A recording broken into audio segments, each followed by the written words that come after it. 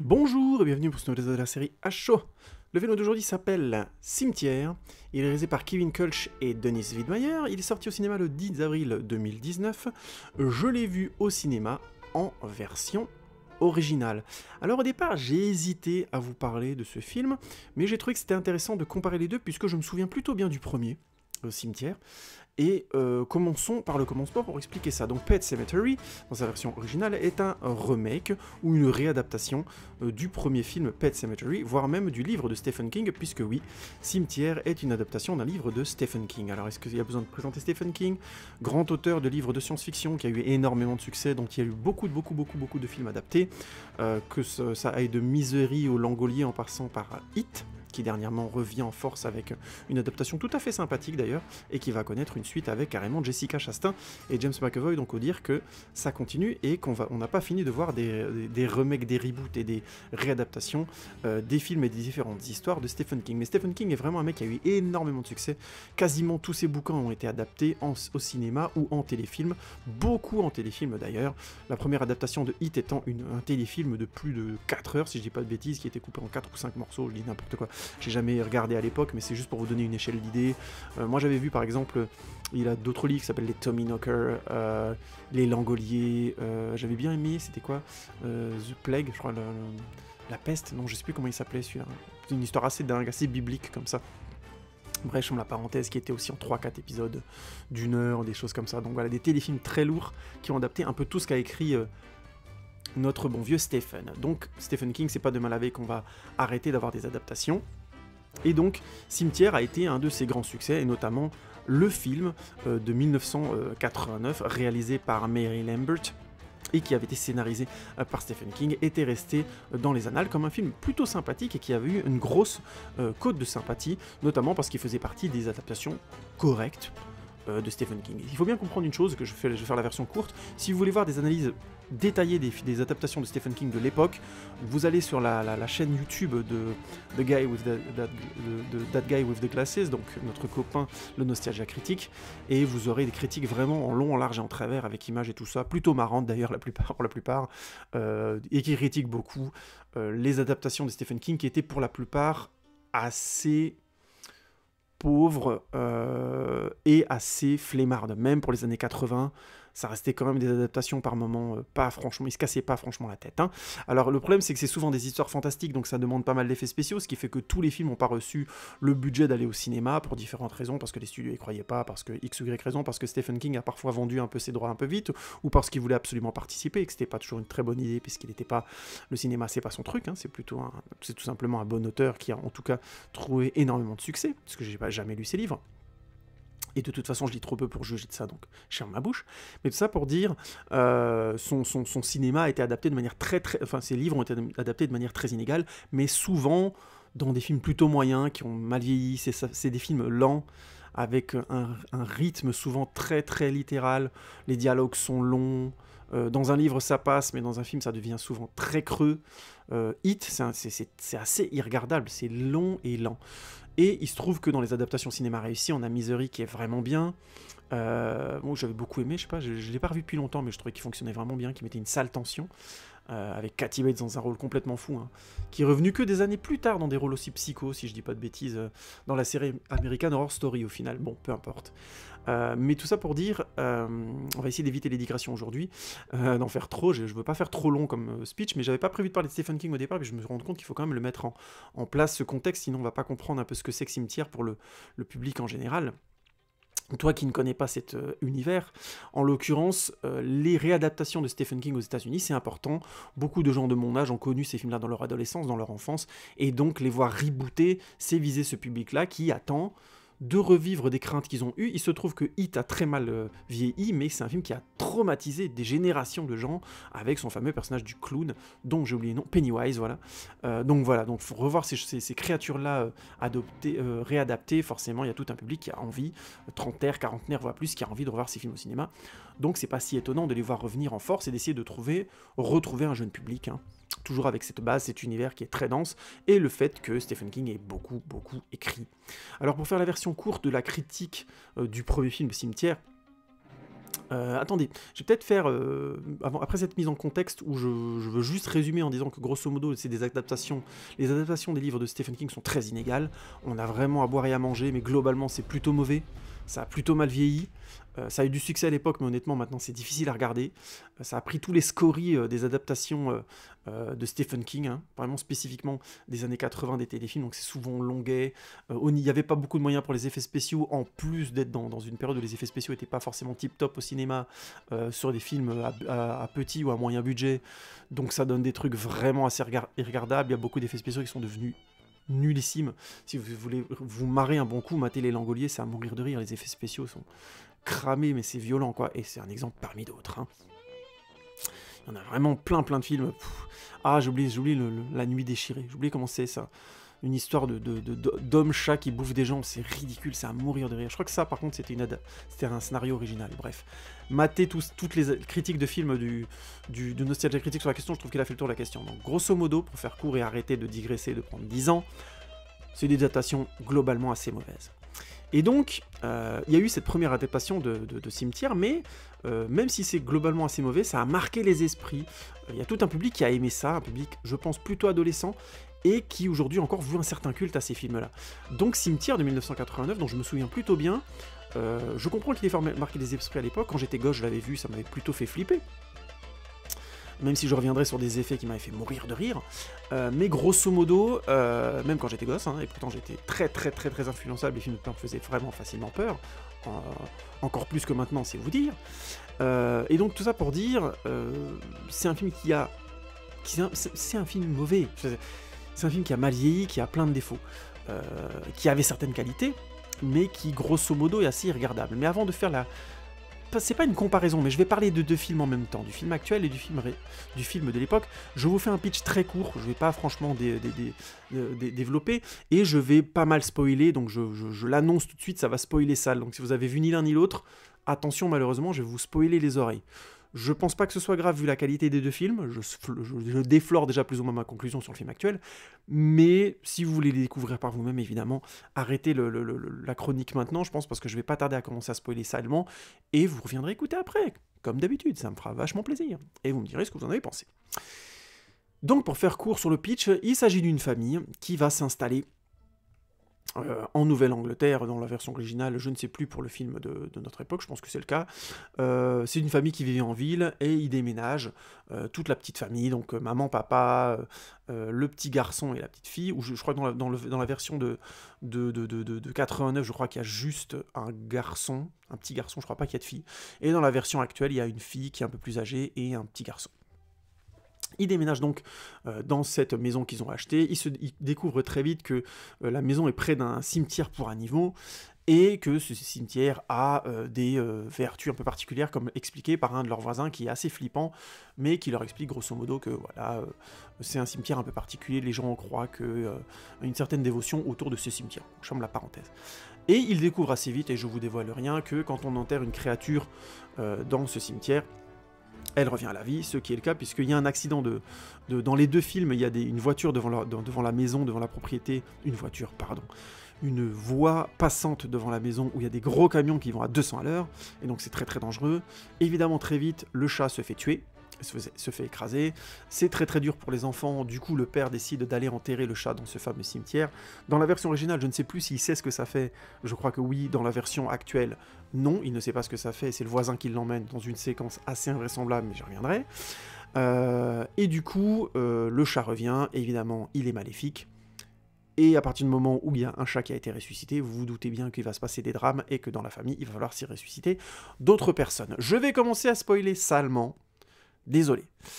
Donc, les qualités de la version originale, pour moi, même si le film... Alors, les défauts, très forts. Le film est lent. Les acteurs sont globalement OSEF. Hein, le casting est OSEF. Il faut être un chat.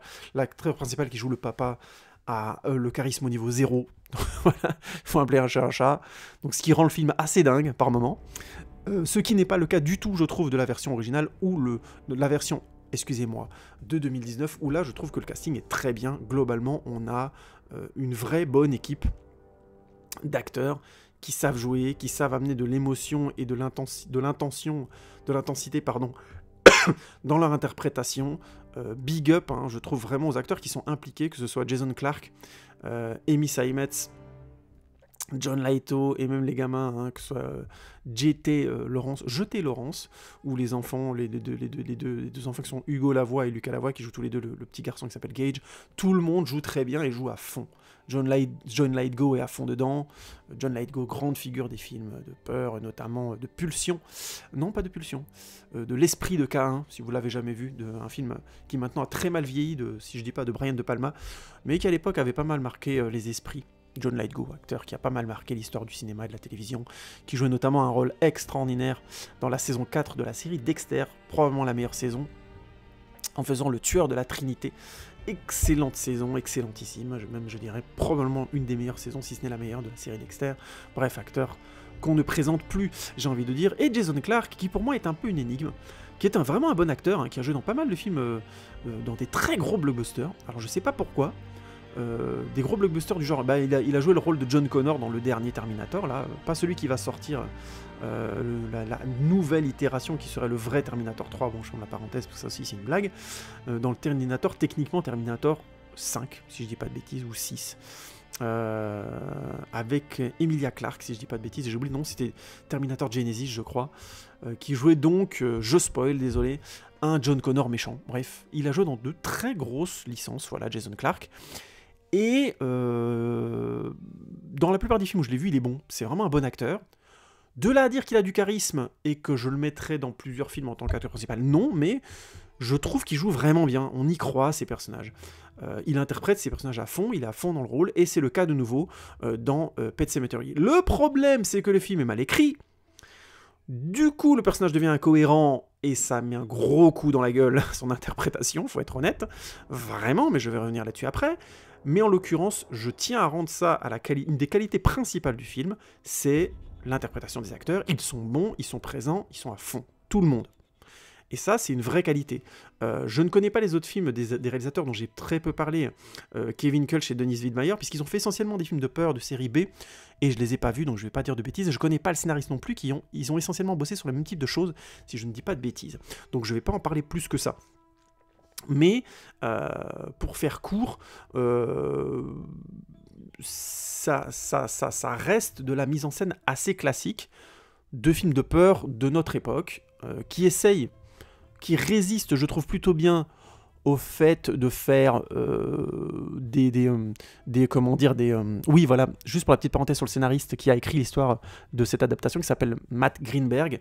Il avait notamment écrit le scénario d'un film assez effroyable qui s'appelle The Seven Son, avec notamment mon copain Jeff Bridges, qui faisait le rôle d'un sorcier, je crois, moyenâgeux dans un univers d'heroic fantasy dark un peu, avec toujours son aile au cochon, le mec du Texas, donc c'était juste pas possible.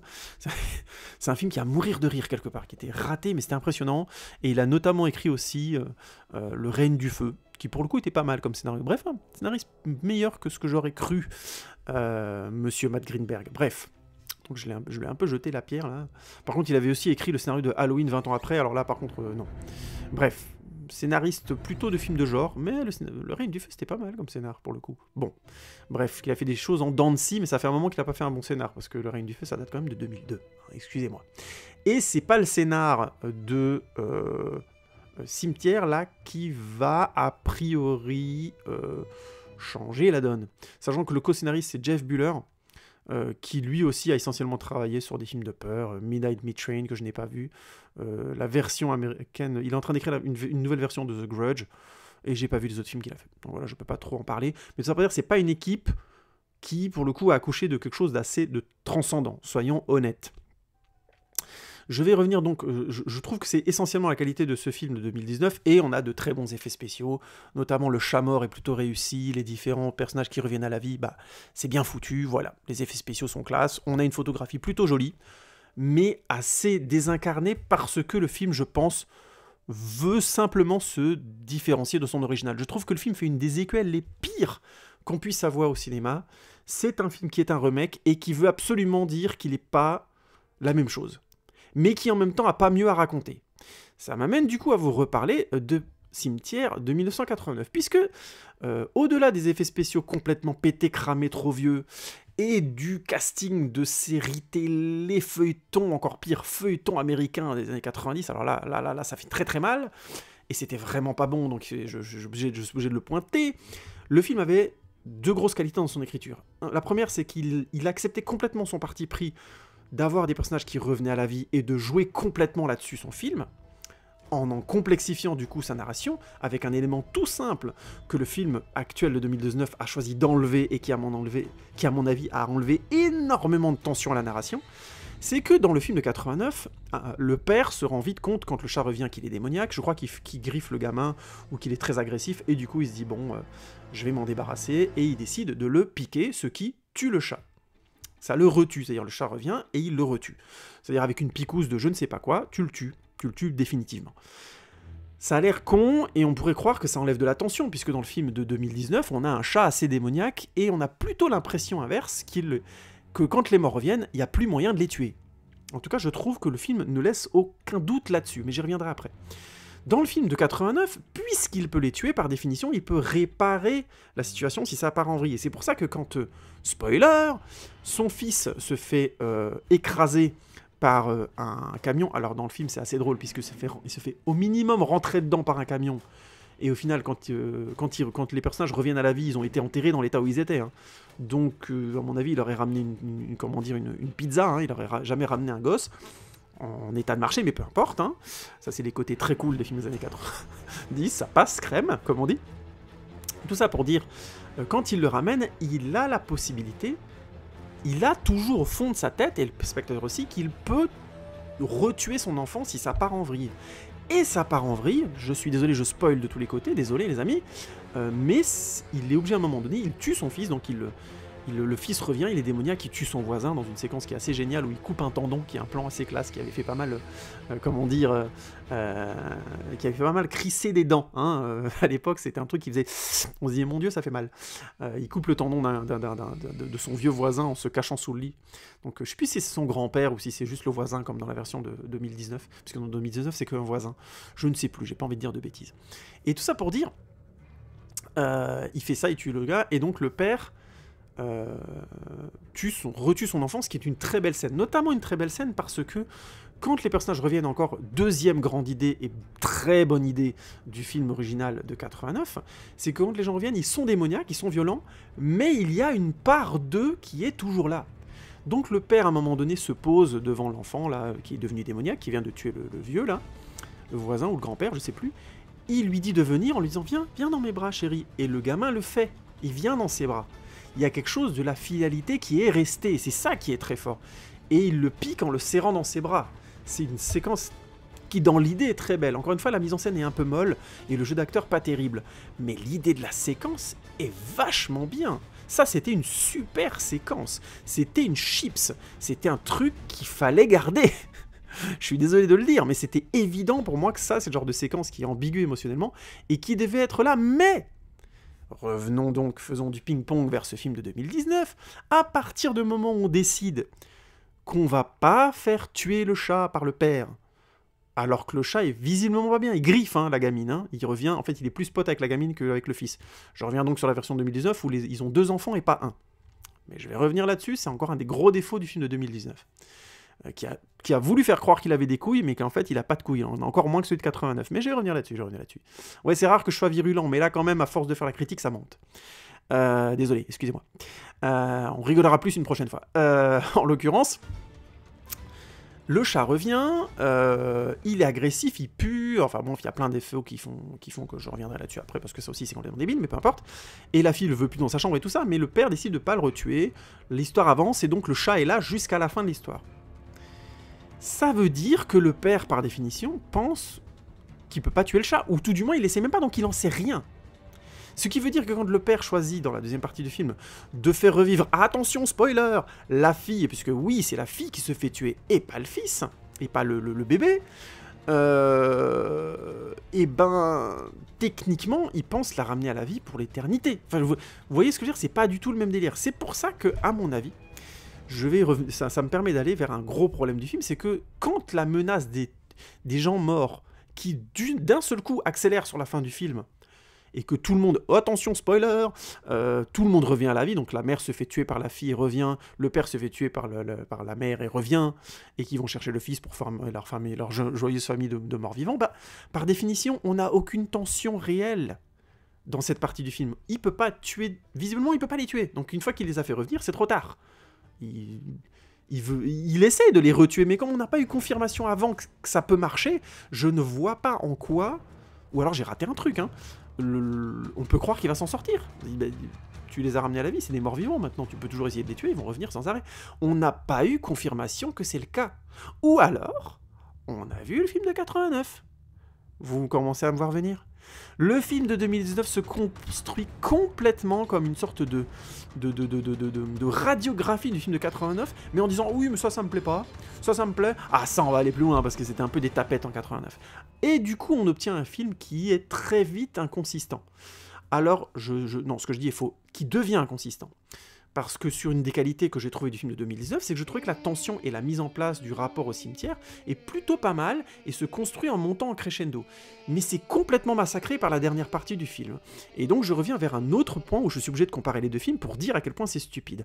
Dans le film de 89, c'est donc le fils, il est tout seul, il n'y a qu'un gosse, qui est un enfant en très bas âge, qui a quoi 3 ans, 4 ans, qui se fait écraser par un camion. Scène hyper caricaturale. Excusez-moi, le micro déconne un peu, désolé. Ah, c'est bon, il fonctionne. On va enchaîner. Donc le gamin se fait écraser, scène qui est dans la mise en scène assez absurde, mais qui est très forte, et qui, par définition, c'est pas comme... plus le gamin est jeune quand il meurt, plus c'est touchant. C'est comme ça. Ça veut pas dire qu'on aime moins son enfant avant, après, machin truc. Hein, on entend parler. On entend dans ce que je dis le père depuis pas longtemps. Mais bon, peu importe. Tout ça pour dire, ça augmente forcément ostensiblement notre rapport au décès. Et dans le film de 2019, en choisissant de faire mourir non plus le gamin, mais la fille, non seulement la séquence est très drôle parce qu'en fait, ils veulent feinter les gens qui connaissaient le film original, ce qui est stupide. C'est-à-dire que grosso modo dans la séquence, on voit clairement que le camion va écraser le gamin. Le père fait comme dans la version originale, « Ah mon dieu, Gage !» Le fils s'appelle Gage. « Gage, non !» Le camion, finalement, voit le gosse et dévie sa course. Et en fait, c'est la fille qui était sur la route et qui avait été attirée là par le chat démoniaque. Parce qu'en fait, le chat, maintenant, il a ce rôle-là dans cette version-là. Il va pas les tuer, les agresser ou autre. C'est pas un animal, c'est une sorte d'être démoniaque qui va faire en sorte que la situation se détériore. Et à la fin du film, carrément, on voit clairement un plan qui dit « Je suis le démon qui a tout commencé. En me ramenant à la vie, t'as tout fait foirer dans ta vie. » Ce qui est prophétisé au papa très tôt dans le film. Tout ça pour dire, le film change clairement de nature par rapport au film original, mais sur un mauvais point.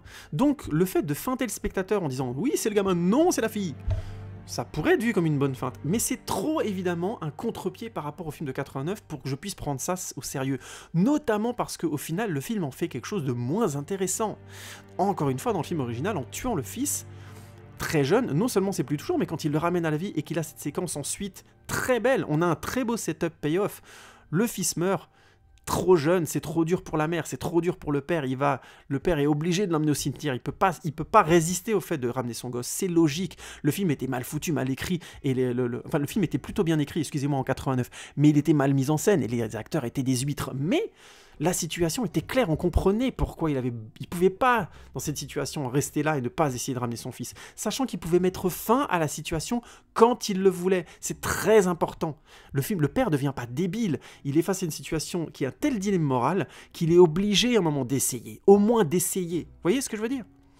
Et ça, c'était très fort. Tandis que le film de 2019, au-delà de faire ce petit effet casquette, eh non, c'est pas le fils, c'est la fille, qui pour le coup ne touche personne, le film va nulle part, puisque quand le père ramène la fille au cimetière pour la faire revivre, il est clairement devenu fou. Il est devenu fou. Et on a ce moment que j'ai trouvé particulièrement stupide, où pendant tout le film, on a le père qui dit qu'il est athée et qui croit pas à la vie après la mort, machin truc. Bon, alors c'est sûr que ses croyances sont remises en cause, mais au lieu d'avoir une détérioration progressive de son rapport avec sa femme, par exemple, sur le sujet, où sa femme se rendrait compte que d'un seul coup, oh merde, il devient un peu foufou, pourquoi d'un seul coup il croit à des choses comme ça, alors que jusqu'à présent il croyait pas, depuis que notre fille est morte, peut-être que c'est parce que c'est le décès de notre fille. Vous voyez, il y avait pas mal de choses intéressantes à construire comme ça, au lieu de faire quelque chose de progressif, en fait on éloigne la mère, le père a de plus en plus une sorte d'histoire parallèle, et à un moment donné, ils ont un dialogue, la mère et lui, autour du fait que la fille est revenue, puisqu'évidemment il a fait revivre sa fille, et il lui dit « Dieu a sacrifié son enfant, moi je l'ai pas fait, même Dieu a sacrifié son enfant. » Il dit « Quoi ? Mais je croyais qu'il y croyait pas du tout. et qu'il n'avait jamais lu la Bible, il en a rien à branler de ça.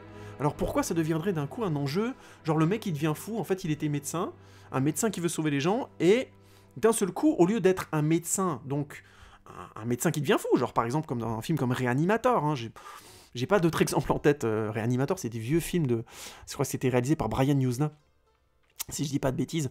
C'est une histoire de film gore des années 80, où on est un mec qui crée un sorte de sérum pour ramener les morts à la vie, et c'est du délire complet, puisque au bout d'un moment, t'as carrément les intestins qui attaquent les gens. Enfin, si vous voulez voir un film qui a un délire complet, vous matez Réanimator. C'est vraiment...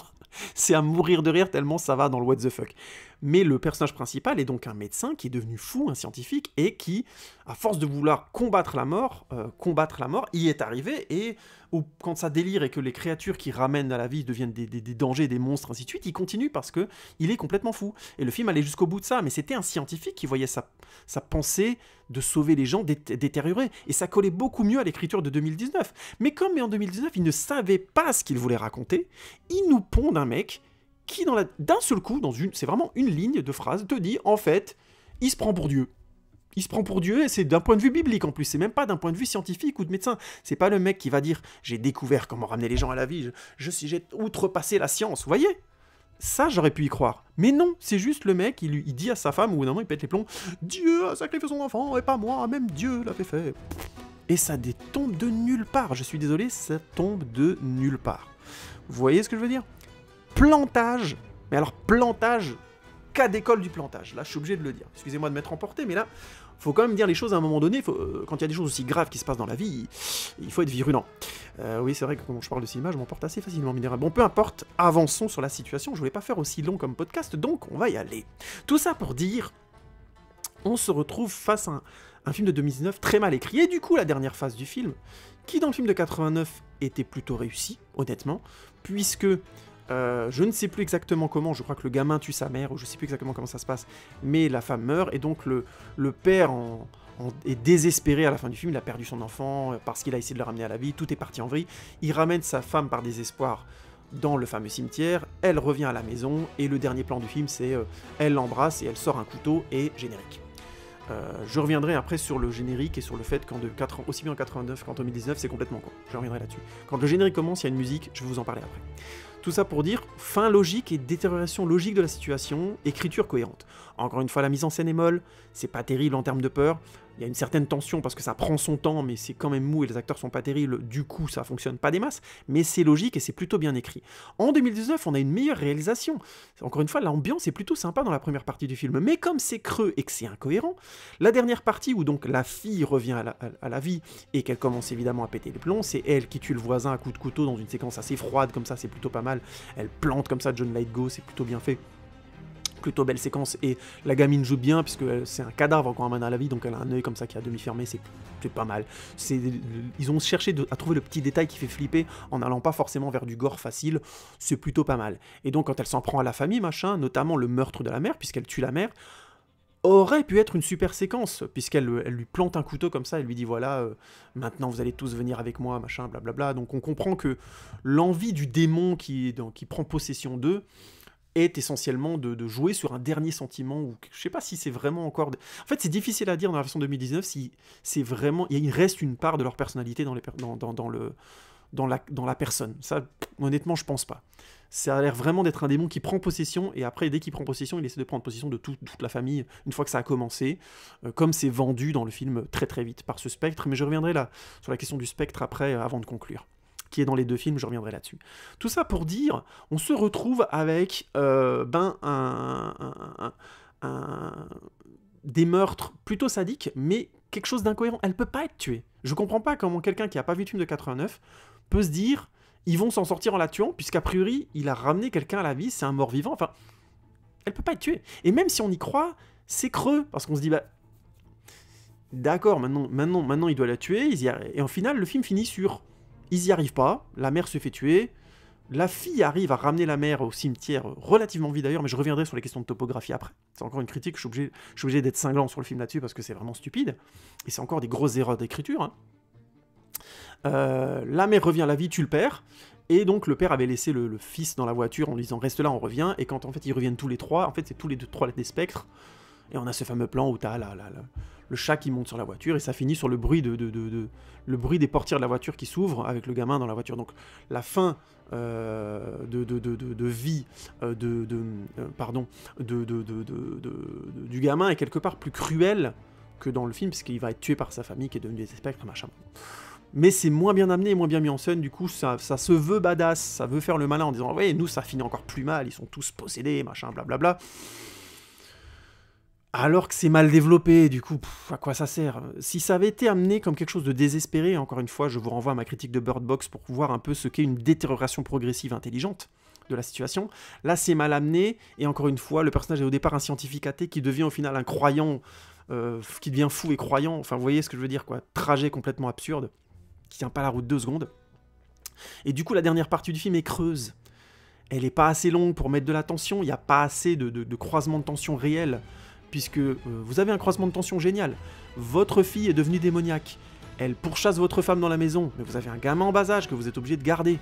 Il y avait des tas de manières de rendre cette situation tendue, flippante, complexe, sans forcément rajouter du temps de métrage ou des effets spéciaux, et ils n'ont pas été foutus de le faire correctement. La fille aurait pu pourchasser son frère, vous voyez, pour faire flipper les parents. Le démon aurait pu être démoniaque de manière 10 fois pire, sadique et tout, il l'est un peu, mais le film franchit jamais réellement le Rubicon. Et il veut faire croire qu'il le fait. C'est ça qui me rend triste, c'est que par rapport au film original, il se croit vraiment malin, à dire non, on va pas tuer le gamin, on va tuer la fille, mais au final, à la fin, c'est encore pire ce qui lui arrive au gamin. Ouais, mais tu sais pas ce que tu veux raconter, mec, donc on est déjà sorti du film avant. Vous comprenez le délire. Et ça se rajoute à des problèmes de vraisemblance terribles. Dans le film original, je ne sais plus à quelle distance se trouve le cimetière, mais comme à chaque fois qu'on amène un être au cimetière, il y a un temps de deuil et de douleur dans la famille, c'est cohérent. Quand ce Gage meurt, le fils a déjà ramené le chat, a déjà tué le chat, et c'est déjà qu'il faut qu'il essaye de faire un cadeau à sa femme. Une fois que sa femme meurt, il est tout seul, le mec, il est désespéré, il préfère la ramener, quitte à ce que ce soit un démon, vous voyez ce que je veux dire? Donc c'est cohérent et il a le temps d'y aller. Dans le film de 2019, on a cette super idée de séquence où le voisin emmène donc le père enterrer le chat très loin. Vraiment, le cimetière, il est loin. C'est-à-dire que le mec doit pas franchir le premier cimetière d'animaux. Franchir une sorte de barrière un peu de bois et tout ça, avec des épines et tout ça, faire très gaffe comment il monte, taper tout un chemin dans des sortes de marécages brumeux, aller en haut d'une colline ou d'une montagne où il y a le fameux cimetière indien, l'enterrer. Il y a du trajet, et le film insiste là-dessus. Le père dit, vous m'avez fait crapahuter très loin. En plus, franchement, le père, il est cool, hein. Parce que moi, tu m'emmènes enterrer mon chat à 3 km, à un moment donné, je te dis d'aller te faire foutre. Enfin, je sais pas. Je sais pas ce qui pousse le père à suivre ce mec. Donc déjà, c'est très incohérent, et à la limite, tu dis, bon, ils vont jouer sur la topographie, à la fin, il va y avoir une cause-poursuite, tu sais pas de qui, de la mère, peut-être qu'il va pourchasser le père, qui veut remettre la fille à la vie, et la mère veut pas. Vous voyez, il y avait vraiment des choses très intéressantes à faire une topographie longue dans une forêt brumeuse, et ils insistent dans la mise en scène sur le fait que la forêt est menaçante et tout, donc c'est cool, pourquoi pas l'utiliser? Mais même pas, le film est mal écrit. Du coup, à la fin, on a ce truc hyper lourdingue du père qui se fait assommer, la mère est morte, la fille traîne la mère par les pieds, donc elle a pas une super force, hein.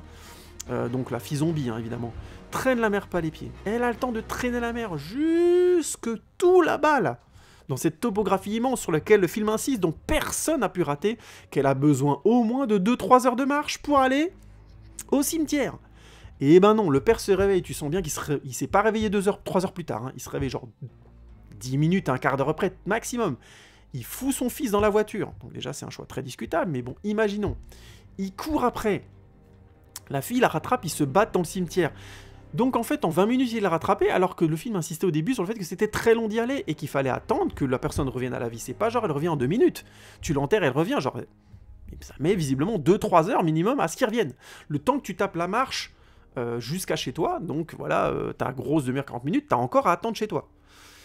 Donc, et même si le timing est un peu différent et un peu plus rapide, je suis désolé, ça ne fonctionne pas. Ça ne fonctionne encore pas très fortement. On a là un vrai problème de topographie que le film gère très mal. Et je suis désolé, on est en 2019, quoi. Gérer la topographie d'un film sur laquelle tu insistes, à un moment donné, c'est un minimum. Alors, ça, c'est... Enfin, voilà, c'est déjà des problèmes. Je vais arriver bientôt à ma conclusion. Mais avant d'aborder ma conclusion, je veux juste frapper un petit point. Dans le film original de 89, donc on a ce fameux plan de fin où tu as la femme qui revient dans l'embrasure de la porte. Le mari, il retourne, l'embrasse, et elle sort un couteau. Et donc tu comprends qu'elle va le planter, cut, écran noir, cool, fin, mauvaise fin, bad ending, côté un peu assez flippant, histoire qui a été touchante parce qu'on comprend les réactions du père et pourquoi il a ramené son fils à la vie puis sa femme, et ça finit très très mal, ils sont maudits, machin, donc c'est pas mal du tout. Mais le film s'est fini sur une musique hyper, genre, moi ça m'avait marqué, j'étais bien tendu par le film, si le film avait fini sur une musique angoissante, je pense que j'aurais fait des terreurs nocturnes et ce genre de trucs, puisque je vous l'ai déjà dit dans d'autres vidéos, moi je suis un grand client des grosses angoisses et je flippe comme une tapette. Donc j'aurais parfaitement marché, mais non, ça finissait sur une musique un peu un rock, genre... Ça changeait complètement d'ambiance, et du coup ça m'avait fait sortir du film d'un coup, et j'avais plutôt bien supporté le film. Alors, est-ce que ça vous... C'était voulu, et se disent, oui, psychologiquement, on va pas agresser notre spectateur, on va pas le faire flipper, là, en plus, les tapettes comme Didier, qui font des terreurs nocturnes, il faudrait peut-être pas qu'on les marque trop, donc on va mettre un rock'n'roll sympa. Alors, il se trouve que le rock'n'roll parlait de Pet Sematary, donc du titre du film original, machin truc, moi, à l'époque, je comprenais pas, et j'avais trouvé ça complètement déplacé, ça m'avait fait éclater de rire, je me dis, mais pourquoi le film, il devient joyeux, là, qu'est-ce qui s'est passé? J'avais trouvé ça foiré au possible, mais bon, ils avaient fait ce choix-là, discutable, bon. Mais le film et tout, encore une fois, en termes de sens, c'était cohérent, et ça m'avait poursuivi un peu certaines idées. Je trouvais ça terrible comme situation, humainement parlant. Le film de 2019 refait le même coup. Et donc, comme je vous ai déjà expliqué que c'est mal écrit, c'est stupide. Donc on a une chanson qui dit « Je veux pas être enterré dans un cimetière pour animaux », qui est donc un hommage, hein, au film et au livre de Stephen King, j'imagine, puis une chanson qui a peut-être été commandée pour ce film-là, mais ça marche pas parce que c'est juste, encore une fois, vous voyez ce que je veux dire, c'est encore une fois une référence au film de 89. C'est finir le film de la même manière. Bref, Cimetière de 2019, c'est pas bon. Et c'est dommage, il a toutes les qualités, pour conclure, je dirais ça simplement, il a toutes les qualités d'un film de peur de notre époque, et les gros défauts. Pourquoi j'ai beaucoup aimé Bird Box dernièrement? Parce qu'il était simplement cohérent dans son écriture. Pas génial, pas un chef-d'œuvre, mais cohérent. Il avait envie de me raconter quelque chose. Là, ça fait depuis un moment avec ma compagne, on va voir pas mal de films de peur ces derniers temps. Et j'ai donc vu La Nonne, j'ai vu donc Cimetière, j'ai vu La Malédiction de la Dame Blanche, on en a vu d'autres, et qui me reviennent pas en tête, Annabelle notamment. Et je constate qu'à part d'excellentes réussites comme The Conjuring 1 et 2, ou encore, j'avais bien aimé aussi de James Wan, j'ai oublié le nom du film, là où ils sont dans une dimension parallèle, là, du sommeil, du coma, là. Ah, ça me revient pas, bon, c'est pas grave. Des vrais bons films, bon, c'est James Wan, mais bon, des vrais bons films de peur, comme ça, bien foutus, on a quand même droit aussi, tiens, j'ai vu Victoria aussi, je crois que c'est de Paco Plaza, qui m'a beaucoup plu aussi, j'en reviendrai dessus, je reparlerai de cette Victoria, vachement bien. Je sais plus, non, c'est Véronica, je crois, j'ai beaucoup aimé ça, Véronica. Pas forcément parfait, mais de vrais bons moments, bon film de possession espagnol, là, bien sympathique. Je reviendrai là-dessus à l'occasion. Mais à part des films comme ça, qui sont plutôt des exceptions, je trouve, je suis souvent tombé au cinéma sur des films qui misent tout sur la qualité des effets spéciaux de notre époque et de la mise en scène, mais qui savent pas ce qu'ils veulent raconter avec ces histoires. C'est un peu des commandes qu'on donne à des jeunes réalisateurs ou à des réalisateurs qui veulent faire de la série B ou qui veulent se faire voir à Hollywood, et si par chance ils y arrivent, tant mieux. Mais on sent clairement qu'il n'y a pas une implication dans le scénario, il n'y a pas une implication réelle dans la mise en scène, au-delà du fait de faire du bon taf. Et c'est bien mis en scène, enfin non, les images sont jolies et c'est du bon travail de réalisation en termes de ça se regarde et ça correspond à ton époque. Mais en termes de cinéma, c'est nul, c'est abyssal, il faut que je le dise. Parce qu'à un moment donné, faire bien le taf pour que le film soit regardable à ton époque, c'est une qualité. Mais là, je fais exprès d'augmenter un petit peu mon ratio de demande par rapport à ces films-là. Les films de peur ont une capacité à toucher l'inconscient des spectateurs, à leur faire travailler des choses, des questions fondamentales sur lesquelles il faut se poser parfois. La mort, la fin, la mort des proches, l'apocalypse, la fin de la société, la fin du monde, des choses comme ça qui sont des questions qu'il est normal d'aborder dans notre esprit parce qu'elles évoquent constamment, là je parle beaucoup de la fin, mais de la question de la mort, la question de la fin absolue. Question sur laquelle, au jour d'aujourd'hui, en 2019, nous n'avons aucune réponse. A priori, quand on meurt, tout s'arrête. Donc avoir des angoisses liées à ça et travailler sur ces questions-là avant d'y être confronté, ou quand on y est confronté, et parce qu'on va y être confronté, quoi qu'il arrive, c'est l'état du vivant d'aller vers la mort, c'est super fort. Ça a un rôle social d'aborder ces questions-là bien. Et d'en faire juste des distractions, juste bien racontées, c'est dommage parce que ça, ou plutôt juste bien pour faire de belles images et des effets chocs, c'est vraiment passer à côté de quelque chose de fondamental. Encore une fois, j'insiste, c'est bien d'aller voir un film et de prendre du popcorn et de passer un bon moment. J'ai pas passé de mauvais moments devant ces films, mais avec des sujets comme ça qui ont marqué des générations de personnes, le respect, c'est d'écrire bien ces films, d'avoir quelque chose à raconter en plus, en profondeur, ou de raconter la même chose, mais de le remettre simplement au goût du jour, parce que c'était bien raconté. Vous voyez ce que je veux dire? Et c'est vraiment dommage, parce que je vais donner un exemple d'un film que j'aborderai dans une autre critique prochainement. Je veux parler de Christine, qui est aussi une adaptation de Stephen King, et j'aime beaucoup de John Carpenter, qui est un réalisateur extraordinaire. Matez tous les films de John Carpenter, s'il vous plaît, matez tous les films de John Carpenter, il est génial ce mec. Et donc Christine, qui est excellent, c'est un film que j'ai revu dès l'année dernière, il est vachement bien, il a très bien vieilli, parce que les personnages sont très bien écrits. On est dans les années 80, il y a plein de clichés, ça, les coiffes et les brochings et tout ça sont à péter de rire, et il y a certains clichés de l'époque. Mais l'écriture est tellement bonne des personnages qu'on y croit. J'ai vu une des rares scènes de personnages qui se fait agresser par un costaud de son école, à laquelle j'ai pu croire de ces 10 dernières années. Très honnêtement, j'ai beaucoup aimé cette séquence, parce que c'est bien écrit, parce qu'il y a eu une vraie implication dans la mise en scène et dans l'écriture, parce que John Carpenter a vraiment cherché à pousser le potentiel des séquences à leur paroxysme. C'est vraiment un très bon film, Christine, ça a vraiment bien vieilli. Ça porte les scories de son époque, mais ça reste un excellent film. Vous voyez ce que je veux dire? Il y a ce potentiel-là dans ces scénarios-là, dans ces histoires-là. Et à un moment donné, ça me fout en rogne, quelque part, de voir des gens proposer si peu. C'est le film de commande ultime, c'est le reboot qui n'a aucun sens, c'est le film qui à un moment donné va juste proposer un lifting sans s'intéresser au fond, et pire dans le cas de Cimetière, proposer un fond moins intéressant et moins bien écrit. Et ça, c'est vraiment triste. Mais pour vous donner à quel point ce que je dis, la critique que je fais est basée sur des choses concrètes et pas seulement sur mes fantasmes à moi. Le film a été présenté à un public test et ils ont fait plusieurs fins et ils ont choisi la fin que le public a choisie. Voilà, là on arrive au bout du machin. Si on commence à produire ces films-là et ces reboots avec un tel rapport au public, on est déjà foutu. Parce que quand on veut déranger, on ne peut pas plaire au public. C'est quasiment antinomique. Cimetière a marqué à l'époque parce que ça dérangeait, ça travaillait, ça piquait les gens d'avoir un film qui se finissait mal avec un père de famille qui détruisait lui-même sa famille, c'était cool. Misery a marqué les gens à l'époque, je fais exprès de parler de Stephen King, avec cette femme qui devenait dingue à force de lire des bouquins, qui parlait des premiers, vous savez, des ménagères des moins de 50 ans, qui pétaient les plombs à force de vivre leur vie dans des livres, et qui devenaient des tortionnaires, et ça choquait le public, et ça marchait, vous voyez ce que je veux dire ? C'est ça, à un moment donné, le potentiel. Il faut, si tu prends un public test pour des films comme ça et que tu les testes, tu vas, dans quasiment 90% des cas, diminuer l'impact de ce que tu vas raconter. C'est une mauvaise manière d'aborder des films de peur. Et c'est une mauvaise manière de rebooter des choses qui étaient intéressantes à la base et d'enlever des choses intéressantes et bien foutues du produit original. Voilà. Je vais pas en rajouter plus, mais vous avez compris mon avis. N'allez pas voir Cimetière de 2019, c'est vraiment pas intéressant. Ne le regardez pas, ça vaut pas le coup. Ouais, allez, tapez une soirée avec vos copains, rigolez devant, et puis à la limite, ça vous plaira peut-être un petit peu, parce que c'est pas mal foutu, encore une fois, les images sont sympas, les effets spéciaux sont meilleurs qu'à l'époque, mais honnêtement, c'est creux, c'est tellement creux. Désolé, j'ai trop grelé dans mon micro déconne. Je vais m'arrêter là. Merci beaucoup encore pour votre écoute. Merci de me suivre, c'est vraiment très cool, ça fait grave plaisir. N'hésitez pas à liker, tweeter, vous connaissez la Sainte Trinité. Mais surtout, liker, partager, bien sûr, ça aide à ce que les vidéos soient vues et j'en suis fier, donc il n'y a pas de souci, que le podcast soit écouté, donc c'est super cool. Pour ceux qui ne le savent pas, j'ai aussi fait des vidéos avec des images, donc n'hésitez pas à aller voir dans mes playlists de ma chaîne. Vous verrez notamment avant le film et après le film où j'ai fait des montages avec images. Ça progresse, il y a des vidéos qui sont moins bonnes, des vidéos qui sont plus récentes et qui fonctionnent un peu mieux. Et j'espère vous en proposer une prochainement qui sera encore meilleure et qui vous emballera. C'était juste pour faire ma petite pub de fin de podcast. Merci beaucoup pour votre écoute. N'hésitez pas à commenter, c'est ça qui m'intéresse le plus. Dites-moi ce que vous avez pensé de Cimetière de 89 de 2019. Est-ce que vous pensez que j'ai dit des conneries dans cette comparaison ?